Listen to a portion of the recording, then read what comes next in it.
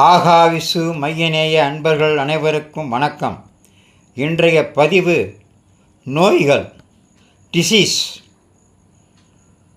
பல நோய்கள் உண்மையில் நோய்களே அல்ல, அது இயற்கையான வயோதிகம்தான். இதை நான் சொல்லவில்லை, பீஜிங் நகர மருத்துவமனையின் இயக்குனர் சொல்லியிருக்கிறார். வயதுக்கு வந்தவர்கள், அதாவது வயதானவர்களுக்கு அவர் 5 முக்கிய அறிவுரைகளையும் கொடுத்திருக்கிறார். அவர் என்ன சொல்கிறார் என்றால், நீங்கள் நோயாளி இல்லை, வயதாகிறீர்கள். நீங்கள் நினைக்கும் பல நோய்கள் நோய்களே அல்ல. உடல் முதிர்ச்சி அடையும் போது வரக்கூடிய இயற்கையான மாற்றங்கள்.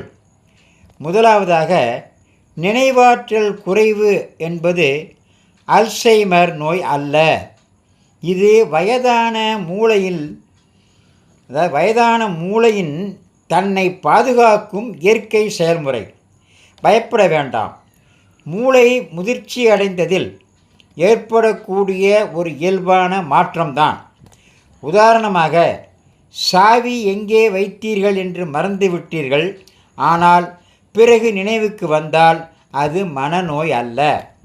இரண்டாவது, மெதுவாக நடப்பது, கால் கைகளில் உறுதி இல்லாதது என்பது பேரலைசிஸ் அல்ல. அது தமிழில் பகழ்ச்சின்னு சொல்லுவாங்க. இது தசை சிதைவின் விளைவு. இதற்கு தீர்வு மருந்தல்ல, நடனமே மருந்து. மிகவும் அசைவது முக்கியம். மூன்றாவது, தூக்கமின்மை என்பது நோயல்ல.